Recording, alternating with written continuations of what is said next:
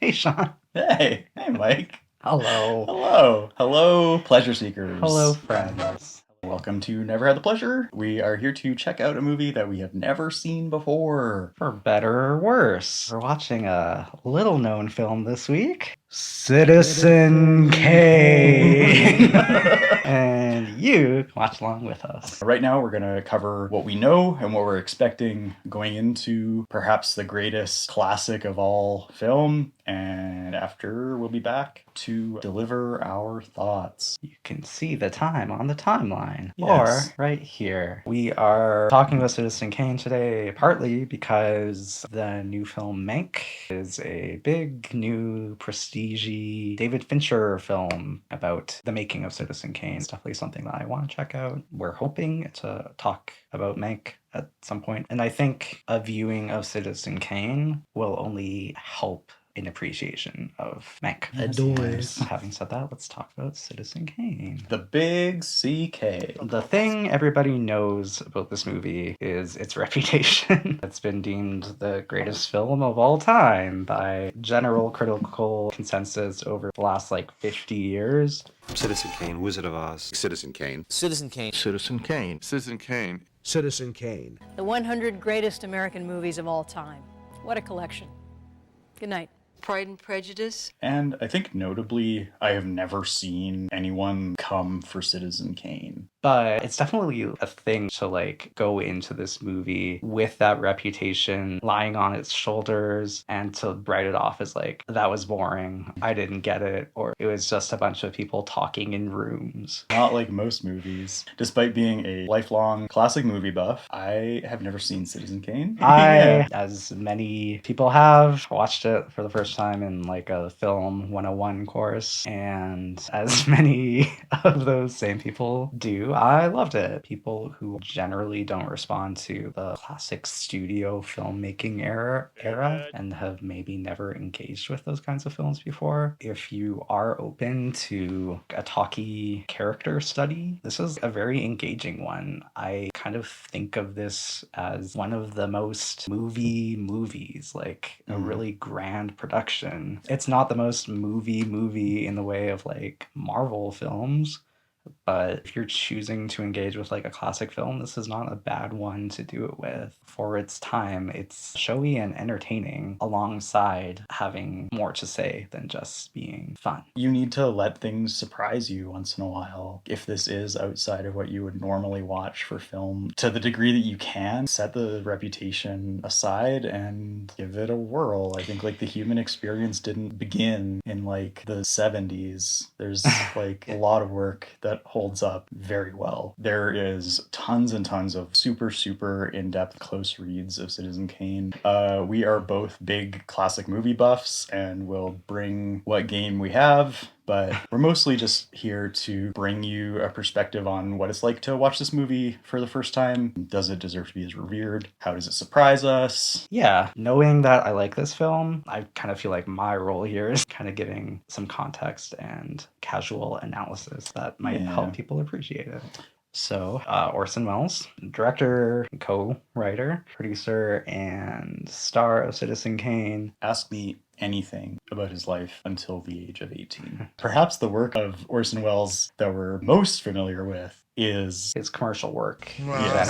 Yeah, he seems to have turned into quite a character. We know a remote farm where Mrs. Buckley lives. Every July, peas grow there. Don't you think you really want to say July over the snow? Isn't that the fun of it? Crumb crisp. Ooh, crumb crisp coating. That's tough. Crumb crisp coating.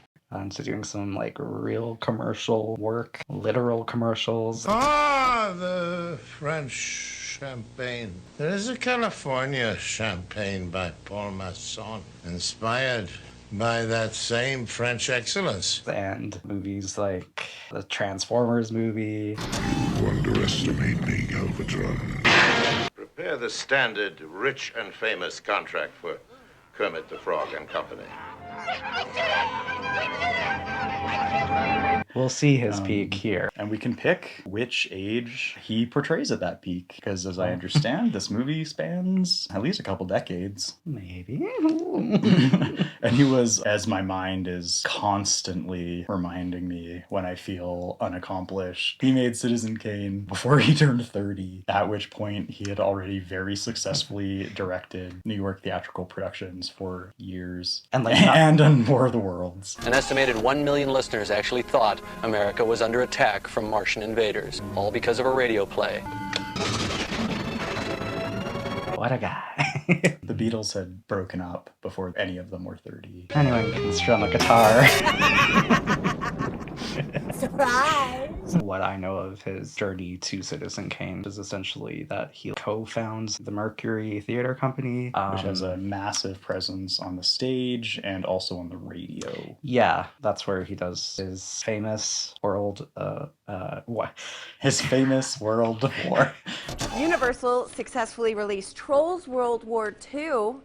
Trolls World War. His famous War of the Worlds broadcast. Yeah. The original viral TikTok sound, I think that's what they call it. Yeah, he becomes a big name in the theater world. He decides to finally indulge one of the many offers from Hollywood studios that he got at the time to work for RKO. Boy, would they come to regret it. I'm sure very long term they've benefited from his work with them, but if Orson Welles is sort of like a cinematic Jesus, do you have a personal relationship with Orson Welles? Like, do I turn to him in times of strife?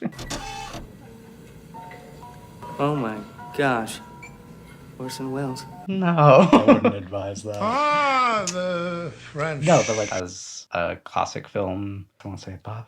I'll say buff. Oh, okay. I'm buff, everyone. In your mind.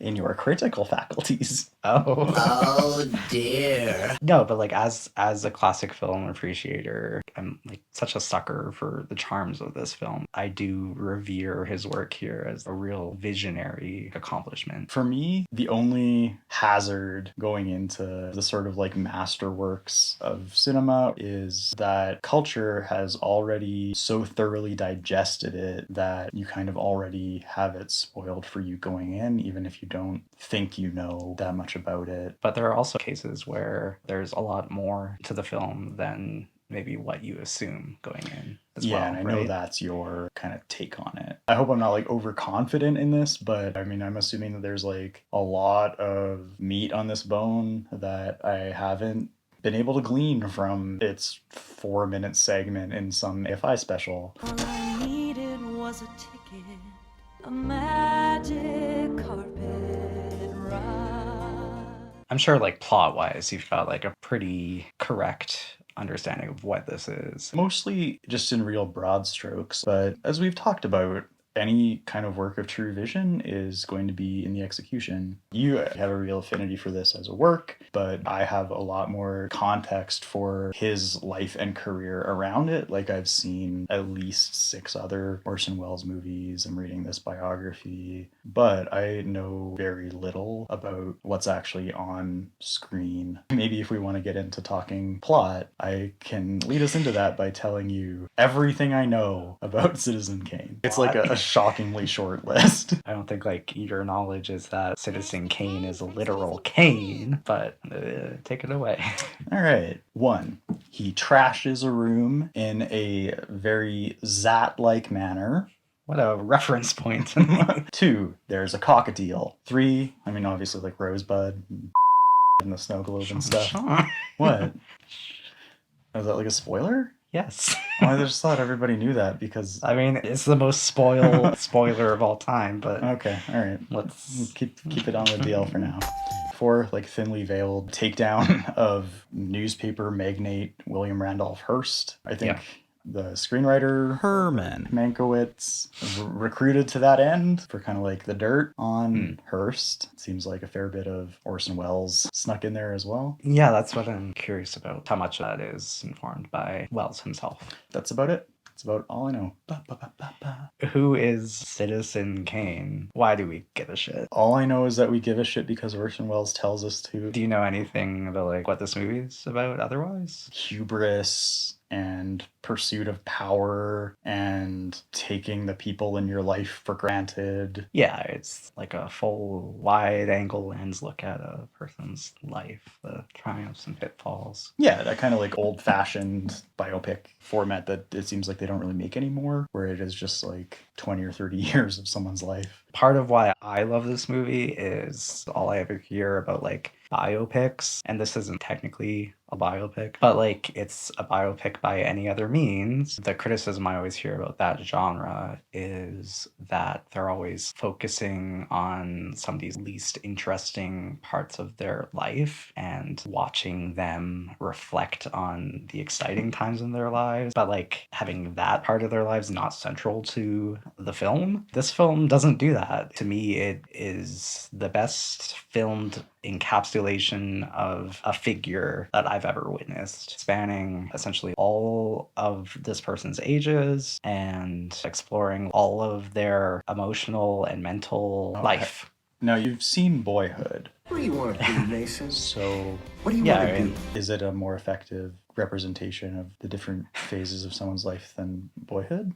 Yeah. Wow, you heard it here first. Boyhood, it took 12 years to make. What I think is cool about this movie is like imagine somebody doing an arty, empathetic look at like Donald Trump's entire life, incorporating challenging aspects, calling him to task. Because like there's a lot of similarities between those two figures. That would And be like interesting. happening now.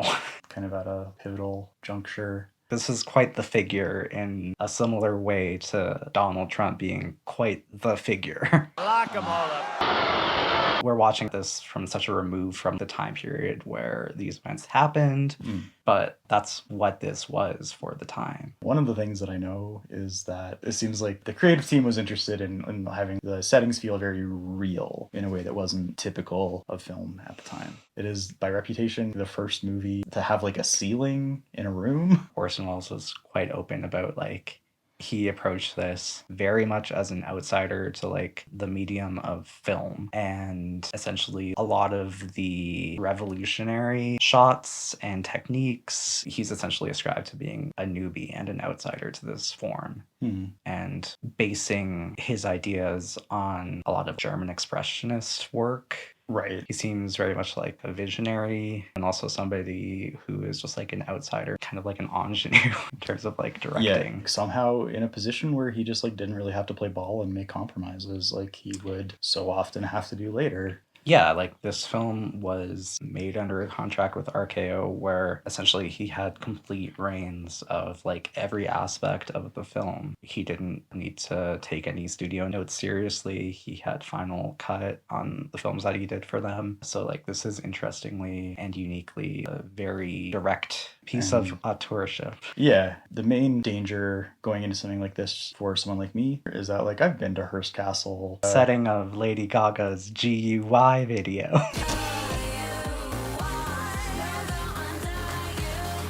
Well, I can't even imagine what it cost her to rent that out for the weekend, because to even take a poke around the lobby was like $30 American. So, I mean, like, it's gross. Having that much money is gross. It's been a long ass year of billionaire bullshit. I'm not super open to stories about the follies of the rich and famous right now. And like everything I've heard about this critically is that it's a very like bracing, honest, unflattering look at that kind of figure. I mean, like, as long as I feel like it's honest and has something to say. That's certainly how I remember it, but like that was before the times of Donald Trump and Jeff Bezos. As we don't need goes to around buying top tier newspapers for his wife. That'll be interesting to kind of circle back to in the post. All right, well, what do you say we get to it and actually watch the damn thing? Let's do it. Let's trash that room. Maybe the context that we've given in this kind of helps somebody engage with the film. Yeah, hopefully. And if that's you, you could say perhaps that you liked our take and would subscribe to our opinion. Sure. Yeah. You might share our viewpoint. That's true. I want to be people's movie buddies. I want to watch along with them and Yeah. take our hand. Okay, we'll be back to talk more about Citizen Kane, give you our thoughts, feelings, and impression. Oh my god, you've been talking about Citizen Kane? I've been talking about Angels in the Outfield this entire time. God damn it. Well, you don't really mean every July. I think it's so nice that you see a snow-covered field and say every July peas grow there. Show me how you can say in July and I'll go down on you. You see, my friend, we've both been boiled alive. Ah, the French! The French! I'm gonna pull this tab off my beer. Pass me those scissors. I said beer, but this is a sangria sour that I thought was a beer. So throughout this shoot, bitter aftertaste looks that I make will be related to the drink. Almost all of them. Oh. That's a nice clean intro. Welcome back, everybody. We just watched Citizen Kane. If you didn't, we will try to fill in the broad strokes for you. But now that I've seen it, I can be like, oh, you haven't seen Citizen Kane? You have to see Citizen Kane. Is that how you feel about this film? Because, like... I'm going to want to come back to that. Okay. I feel like this conversation will kind of, like, lead me to a better conclusion on that. Okay. It's a tremendously virtuosic work of strangely outsider art in some ways. Like, you can tell that the team was new to film, and that brings some really like unique elements to the filmmaking. He's like doing a lot. Like yeah. There's kind of always something to look at. Dancers doing an elaborate number in the background. Every great composer of a frame in film owes some inspiration to works like this, and I think also some of the European and maybe even Japanese works that it's a little bit, I'll say like derivative of, but I don't mean it in a pejorative sense. You can see that it's part of a lineage that's pretty separate, I think, from what was happening in American filmmaking before it, and that obviously informed a lot of American filmmaking afterwards. Visually, it felt pretty global. So I guess like super broad strokes, Citizen Kane is basically the arc through life of this young idealist who becomes a much more bitter and controlling power monger pretty exclusively through other people's accounts. We are essentially along this journey of trying to understand this man. It's a very focused character study,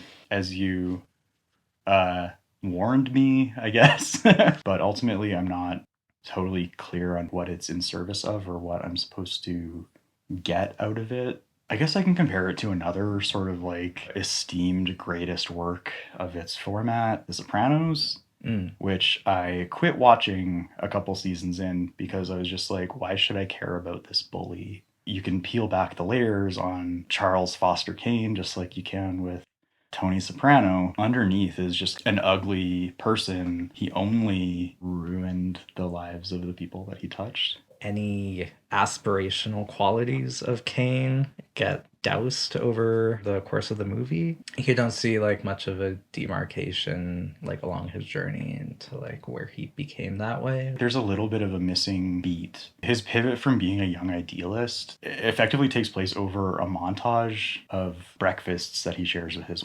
wife. Yeah, so much of the development from like starting the newspaper to its success and then what he can reap from that success, so much of that is told like through the eyes of other people. We literally have a character like on a mission to figure out what this guy is.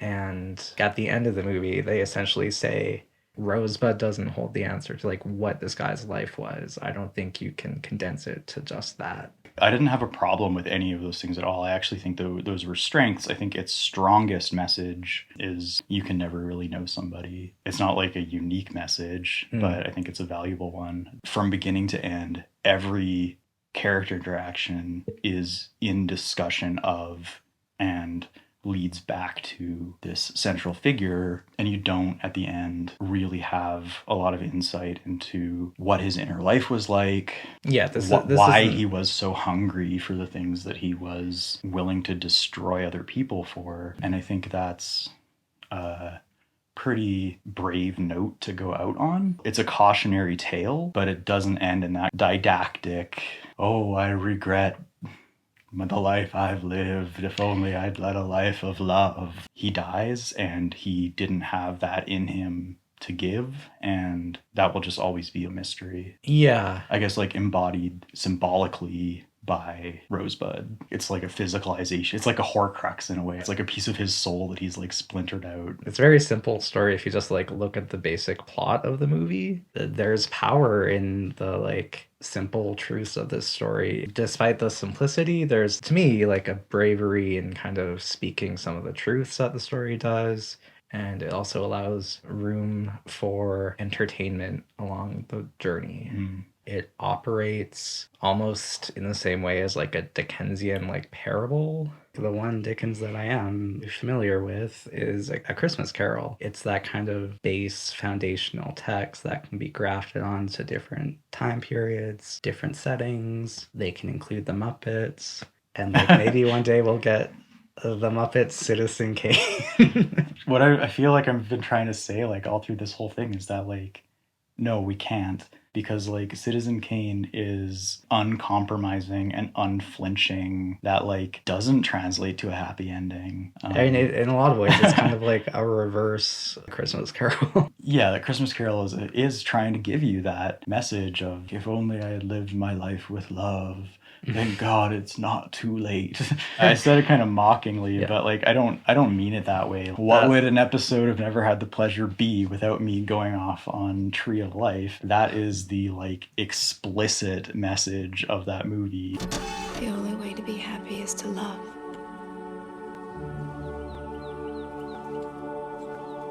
Unless you love, your life will flash by.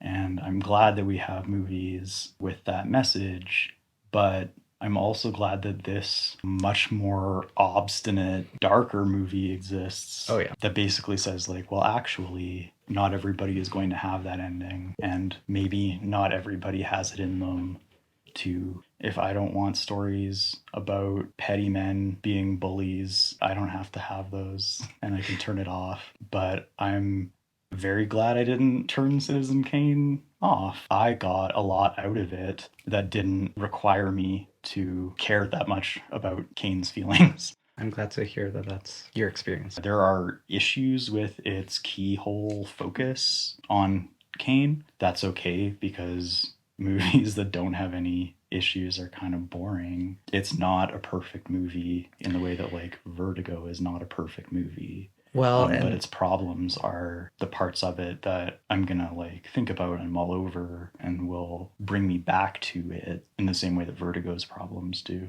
Yeah, to me, think of Vertigo as a very interesting, messily made movie. I guess I shouldn't say messily made, but like it has it like betrays Hitchcock's blind spots, I think, very vividly, like in a way that I think Citizen Kane also does with Orson Welles. To me, they're both nebulous in like the way that they treat the main character, and that's where a lot of the interest in those movies lies. Vertigo came out in what, 58, and Citizen Kane came out in 42?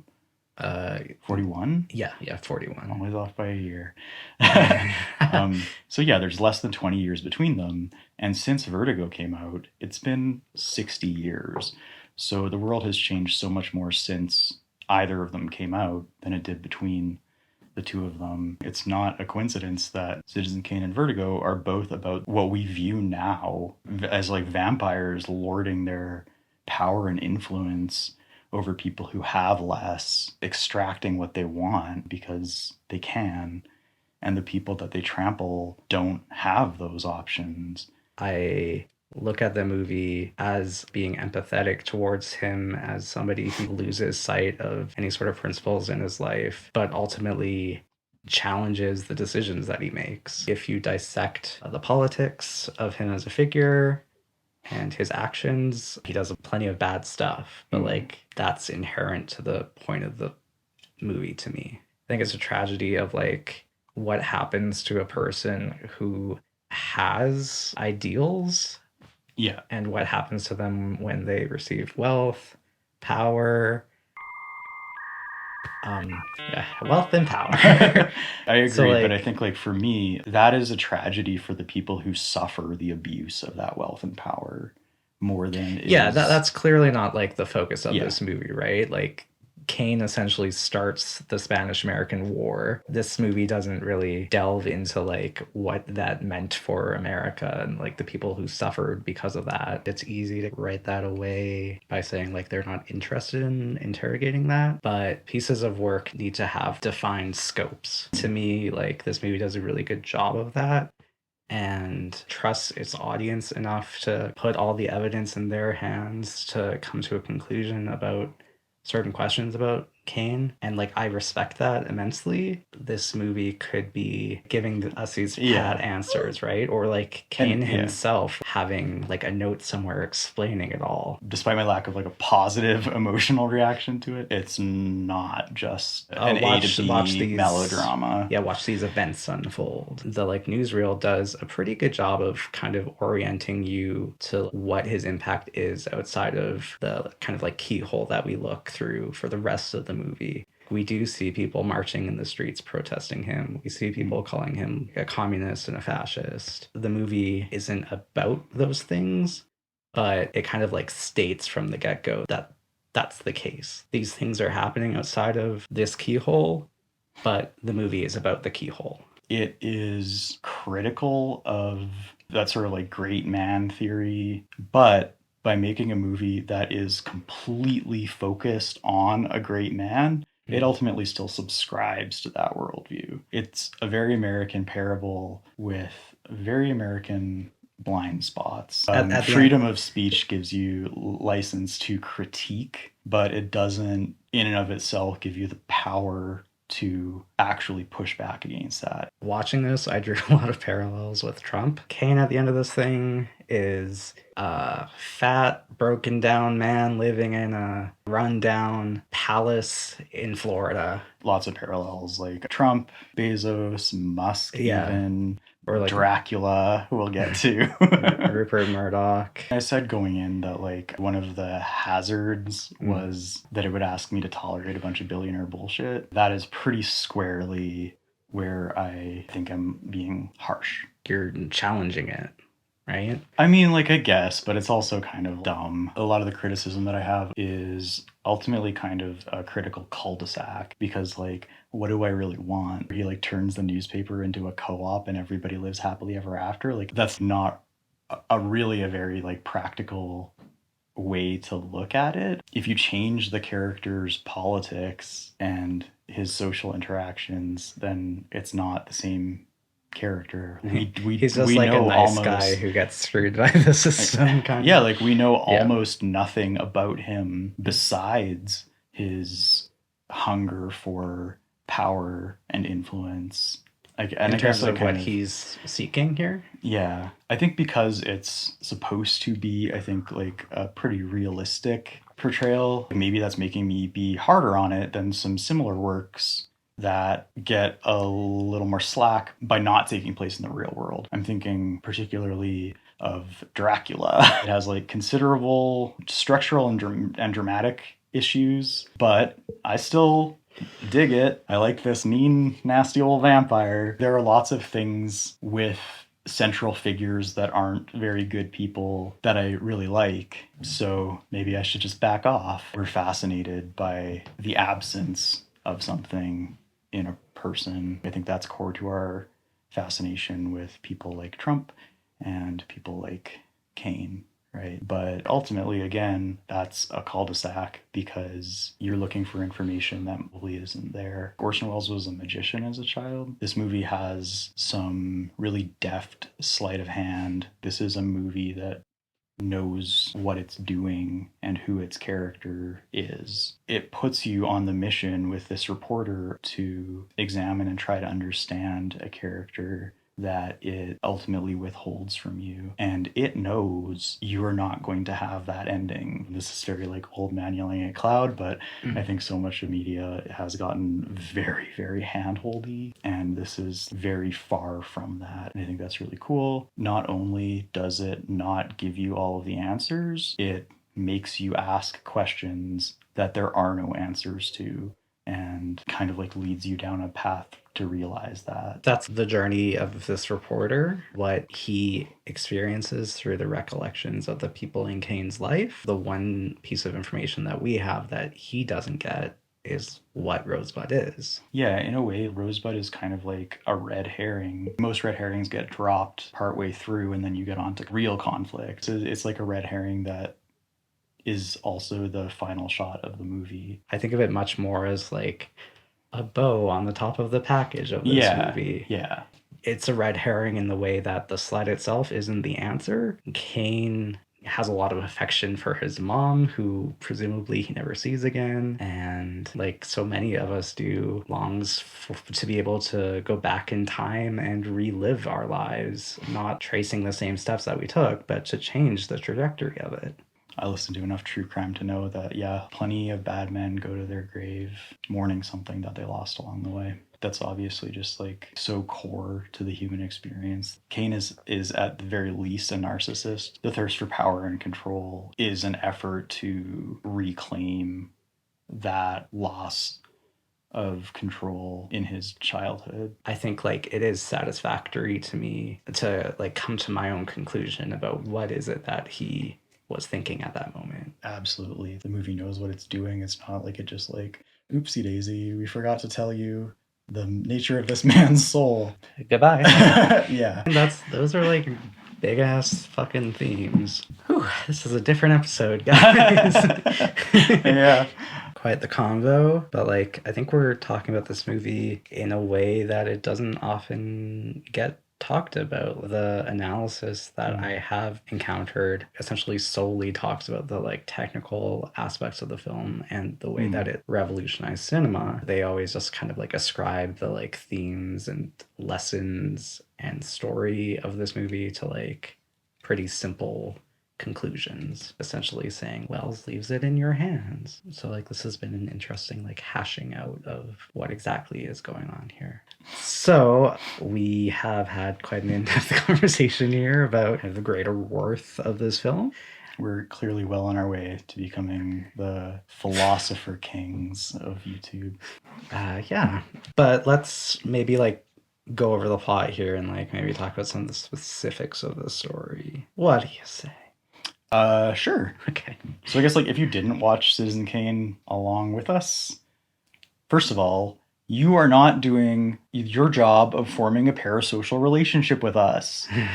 Keep up. Second of all, here I guess is a very brief plot synopsis. Here we go. Yeah. The movie opens with us peering through the Kane gate onto Xanadu. We get our first beautiful, beautiful matte painting. I think this is like a great way to start the film. It essentially had the effect for me of like Dracula's castle creeping into somebody else's world of disarray and destruction. Yeah, it's like scorched earth. Yeah. With a zoo. This is essentially the first half of the bookends that frame this story. We see Kane on his deathbed. Snow globe rolls from his hand. All these iconic things. He utters Rosebud, and we're off to the races. What? Everybody's a buzz. What does it mean? We're off to the pre-ride sequence of Indiana Jones. Welcome, my friends, to the Temple of the Forbidden Eye. Look not into the eyes of the idol. That would be dangerous. Very dangerous. Yeah, I mean, like, in a very similar way, it kind of, like, communicates in the most straightforward way. Clever. Yeah, it is. It's smart. Like, it sneaks in a lot of stuff that, like, on a closer read, you can read between the lines of what they're saying and showing in that newsreel, right? Which we don't have time to do here at great length. Just in terms of like structuring the movie too, it like orients you towards who all of these figures are, like what you're essentially gonna have happen in the rest of the movie so that your focus can be how it unfolds. Yeah. It structures out the plot and then is essentially like challenges you to crack the code of like who this guy is. The producers of the newsreel are going to expend a lot of time and money and resources on cracking the code of what rosebud means. So our reporter man is off to interview those who are around and willing to talk. First stop along his journey is to read Kane's former benefactor. His Mr. Burns. Yeah, his Mr. Burns to his Bart. To read this character's transcripts. We get almost like prologue part 2 of like little Charlie Kane. He grew up to parents of modest means who ended up just by chance with like a rather... They had some kind of sort of complicated asset that they came into that required them to sell their boy. Some mine. They ended up owning a seemingly worthless mine that I guess over time proves to be worth a great More than amount their of boy. money. And I guess they determined that the best thing for their son is to send him off to this man of means and connections who can show him how to be that himself. I guess that's the idea. Sounds like a bizarre idea to me. It does seem like it was more common at the time. Wells himself was away at boarding school from like a pretty young age, and his headmaster became like a very real father figure. Kane seems to have a much more confrontational relationship with his benefactor. We get the like crucial scene of Charles Foster Kane laying in the snow, acting out war. Some glimpses of his relationship with his parents. He seems to have a rather loving one with his mom. Again, pretty accurate to Wells's real life, and a like very close and adoring relationship with his mom. And his dad was a drunk. There was like a pretty effective shot of her where like she seems very numb to what's happening. She definitely looks like she's having to repress a lot of what she's experiencing. Yeah. Something that obviously rubs off on her son. And it's also like, I think the first time I noticed at least a compositional trick that this movie does a lot. That this movie's like famed for. An incredibly large depth of focus while like backing away from Kane playing outside to the figures inside. A lot of people facing away from the conversation that's unfolding around them, looking past the camera, sort of like past us. It has like a finesse, again, like a almost sleight of hand, putting together like really composed images that are still so dynamic that must be very hard to pull off because almost nobody can do it, especially with the technical restraints of filmmaking at the time. But that seems very much like what Fincher is trying to pull off with Mank, is this kind of just like a sumptuous, composed filmmaking. And I'd say like that is the most direct line you can draw between Orson Welles and David Fincher. Their like technical Complete ability mastery to pull that off. Yeah, that like innate grasp on composition and framing. That will be interesting to check out. And in a couple video essays that we'll put in the description, closing off that Thatcher manuscript, office manager asks him if he found what he was looking for, and he just says like, nope, and like slams it closed, and he's out of there. For being such a non-character, I liked the reporter. Yeah. This movie has a sense of humor. You're not Rosebud, are you? What? Rosebud. Goodbye, everybody. Thanks for the use of the hall. We're basically at Leland's interview at this point. The Leland never had a nickel. One of those old families where the father is worth $10 million and then one day he shoots himself and it turns out there's nothing but debts. Kane's college buddy and his right-hand man. He had a good line when he was talking about like Kane getting married. Well, after the first couple of months, she and Charlie didn't see much of each other except at breakfast. It was a marriage just like any other marriage.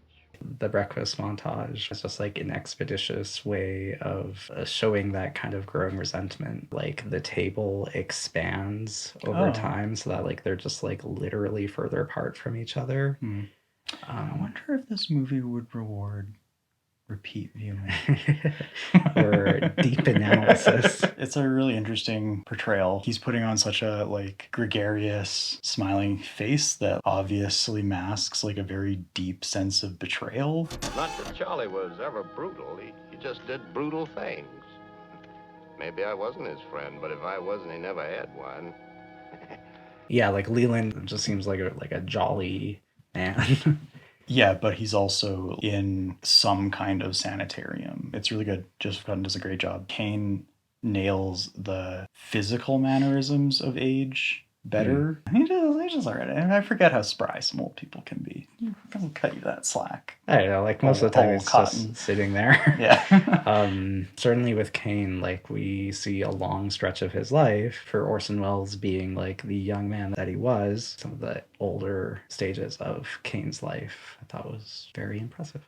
For sure. Backed up by really first class makeup. You just like totally forget. Leland essentially tells the reporter and us kind of Kane growing his newspaper empire, his marriage to his first wife, the niece of the US president, and his courting of his future second wife, Susie, who comes from modest means and at least has the hobby of singing. It's like one of the things she would put in her Tinder blurb, but he interprets that to be much more. Her like sole passion. He courts her like the cat courts the canary. Some of the best just like physical acting by Welles in the movie. People have gone on and on and on about the potency of Wells's eyes. That is on full display here. He's got this like carnivorous gaze that like still feels very like authentically playful. Susie was fantastic as well, going from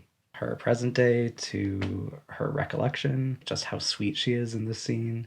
And hand in hand naive. Yeah, I'd say the only weaker performances are the scolds. Like the editor that he's showing the door at the paper he's taking over. Yeah, somebody like first wife. Or like Thatcher, right? Like it's probably not a coincidence that Welles is less able to enliven the characterizations of his critics. It seems like in his own life that he also just sort of like was like, yeah.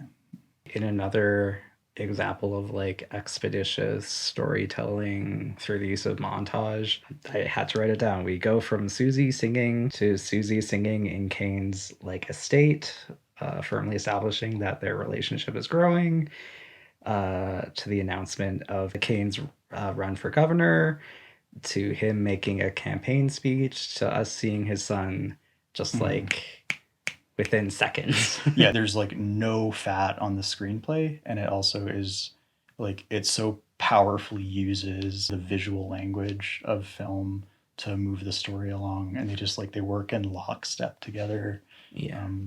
It's so good. Like some of the scene transitions are just like, oh man, like the match cuts and stuff. Like, yeah, it is like it's one of those things that makes you appreciate how much of like an text this is for all of the filmmaking that came after it. That like, who's the guy that made the drug movie about the people who took the drugs? Darren Aronofsky, is that him? That's the one I'm thinking of. Yeah, there's like the pacing of some of the scene transitions is almost like something out of like Requiem for a Dream, regarded as like a very aesthetically innovative. When that movie came out, like like almost 60 years later.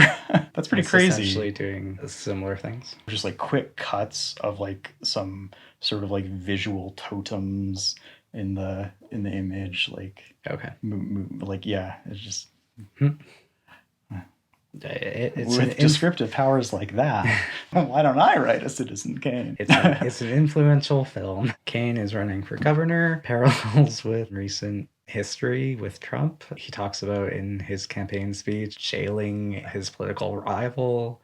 For what exactly, I'm not clear. When he does lose, his papers run headlines calling the results fraudulent. An older playbook than you might think. I mean, you think Trump's seen Citizen Kane?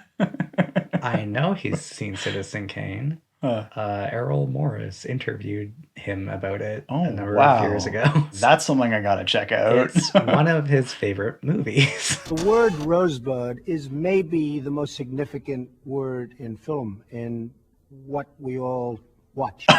Oh boy! Citizen Kane was really about accumulation.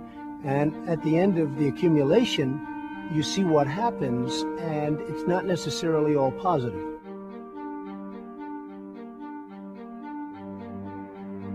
Not positive.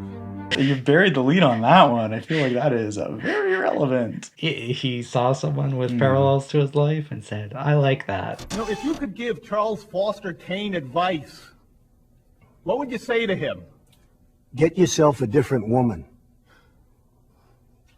Without interrogating the work any further. His hopes and dreams are dashed by the revelation that he is a cad. What a heel. Stepping out. You could have seen that.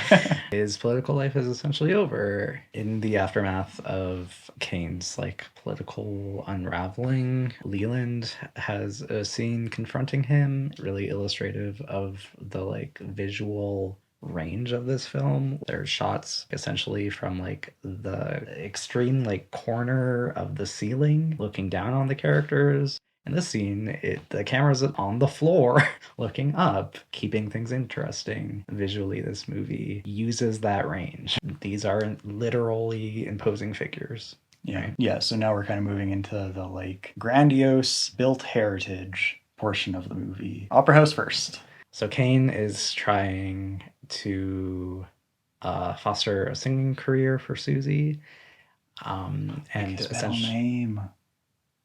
Is that what that means? Do you think that's what that means? One of my favorite little funny digs. Susie is saying he says if the Met won't have me sing, he'll build me my own opera. Cut to.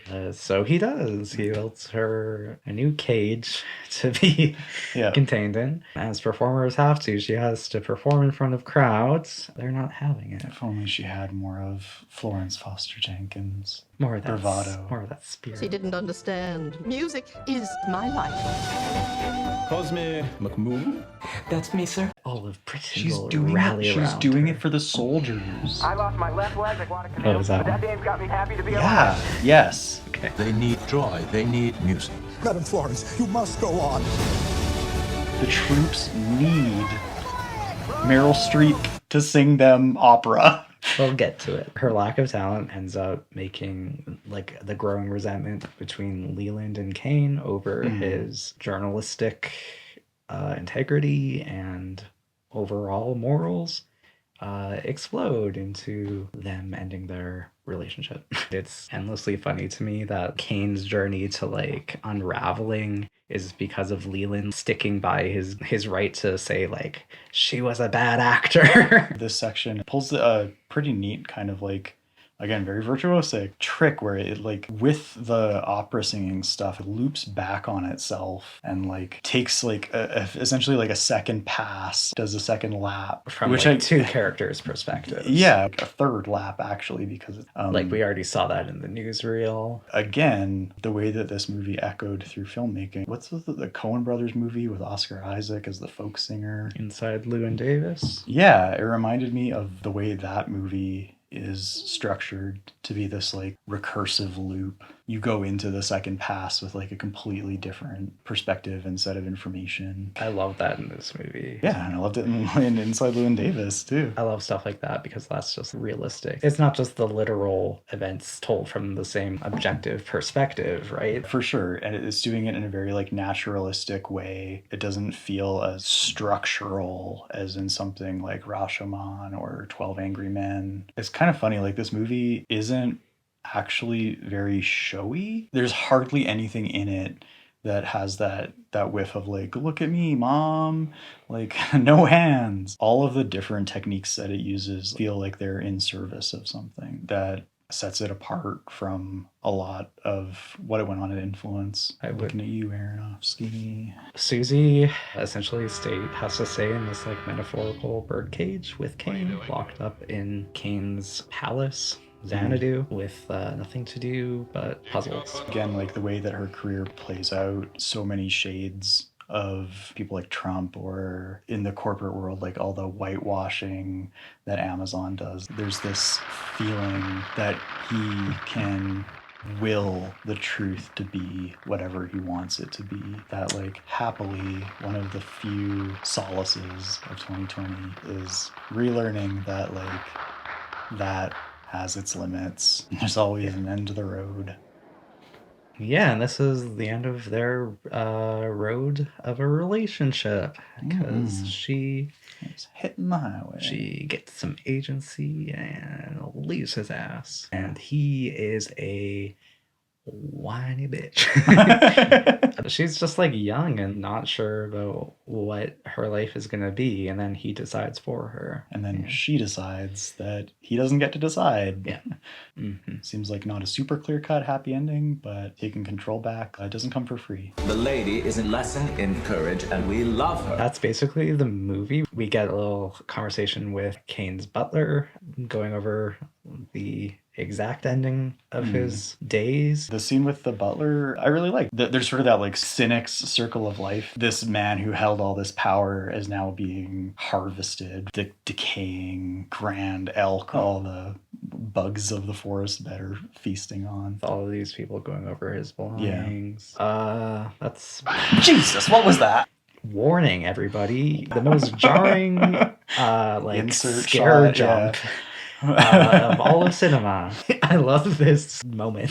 This is like so needless. I think like by old Hollywood legend, it's the one element of the movie that the studio sort of muscled in on. I think that was like a producer's advice. I point to the poster. Your sweatpants. Look at them. There ain't no crease.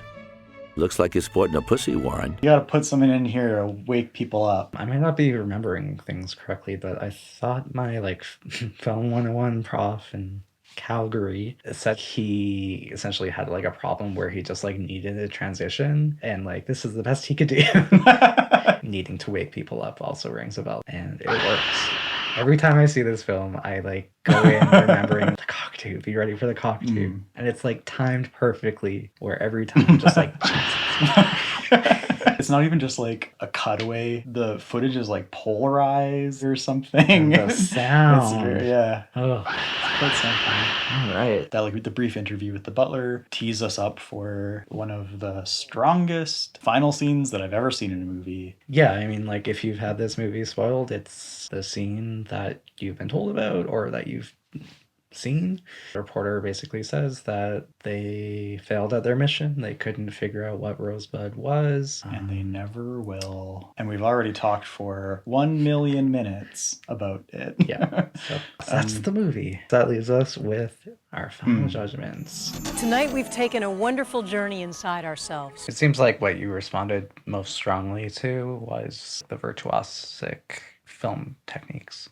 Yeah, I think that's what I responded most to in a positive sense. Having finally seen it for itself, not filtered through tributes to it and parodies and whatever, you get a much clearer sense of the influence that it's had. It's like a supernova in a way, sends all this energy in all these different directions. One of the things that I'm most looking forward to is charting those and like noticing them in my film watching going forward. I mean, like think of all of the other works and filmmakers that we reference throughout this whole thing, right? People who are, I think, like rightly considered masters of modern filmmaking, whose entire careers are manifestations of like neat little party tricks that this movie does. But for now, I'm kind of left wondering ultimately like what that is all in service of. This is a movie that I guess it seems obvious that you have a kind of like fondness for that I can't. Especially potentially on the first viewing.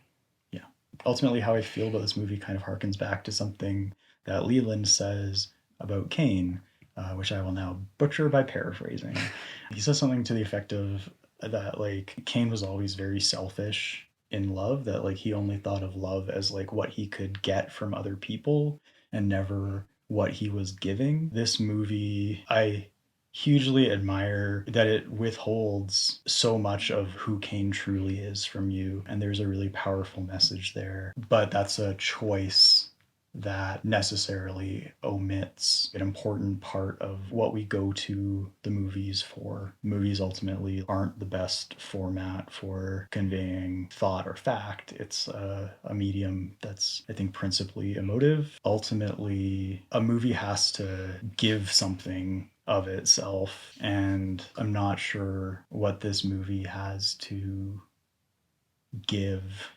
In a way, it's a work that like holds a lot back. There's definitely things that we've talked about here today that like I want to interrogate further, bringing to the table a charitable perspective on the film, and one definitely informed by its seemingly universal acclaim. There definitely is a gap between being able to walk along this character's journey and empathize with him, and like you said, having his lesson inform my life. I kind of look at this story as like a cautionary tale. Don't like let your life just like run away from you. Like, take charge of it, do with it what you want to. Don't let the like circumstances of life and what happens to you stifle that. I guess there is questioning on my part of like, am I being too charitable in assigning that moral? That's like, does it completely back that up?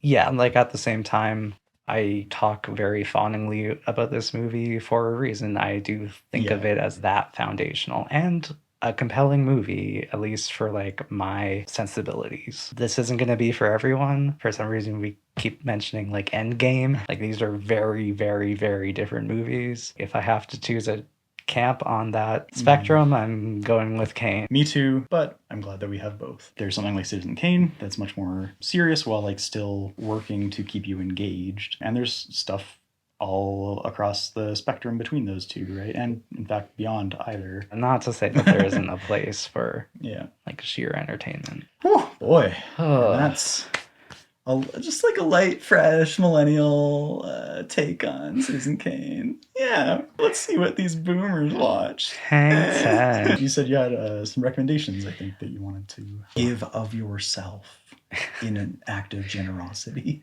Yeah, there's a lot of parallels with my understanding of the morals of this movie and the lessons that can be learned from a very different movie than Citizen Kane. And that film is a Studio Ghibli movie by Isao Takahata, The Tale of the Princess Kaguya. And similar stories about a being born to humble means, getting swept up into wealth, privilege, and power, and how that clouds fulfillment in life. Is that your favorite Studio Ghibli movie? It might be. I love that movie.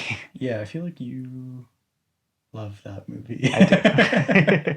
Whenever anyone brings up Studio Ghibli, I always have my fingers crossed that they're going to talk about Whisper of the Heart. And I think Also that's great. that's like very telling as to like what I want out of movies, because that movie is like a very like giving, generous, emotional experience. Another thing that I love about this movie is the deeply considered, close analysis of a character. I'll shout out like either of Greta Gerwig's recent films nailing that for its characters. Same with, for whatever reason, Moonlight is jumping to my mind right now. That one, even in more explicit terms, like intimate looks at these kind of like mystery characters. Greta Gerwig brought to mind Sofia Coppola for me. Even something like The Virgin Suicides. Like this movie, so much of what is at its core is unknowable. It's about these women who make these decisions that you will never have the insight into that you want. And now we're just listing off things that we love. Yeah, the lightning round. Which I guess you're bound to do when you're trying to recommend something up against, like, the greatest movie of all time. More than even our typical episode. If you made it to this point, then like, thank you very much. This conversation helped me unpack how I felt and thought about this movie so much, and I hope it can help you do a little bit of that too. Yeah, I'm sure there are tons of things that you have on your mind while watching the video. And we're not famous enough to do a to live ignore the comments. You can let us know what you thought of the movie and what you thought of our takes down below. The internet has dozens of comment sections, and we are proud to count our YouTube channel among them. Yeah, send this to the classic movie buff in your life who hasn't heard enough about Citizen Kane. Goodbye. Bye. I also really like a movie that I can't remember the name of. Trail of something. I'm just gonna look it up. I also really love, fuck, did I just seriously forget it again? I also have appreciation for, oh my god, I'm having like a short-term memory breakdown. Touch of Evil.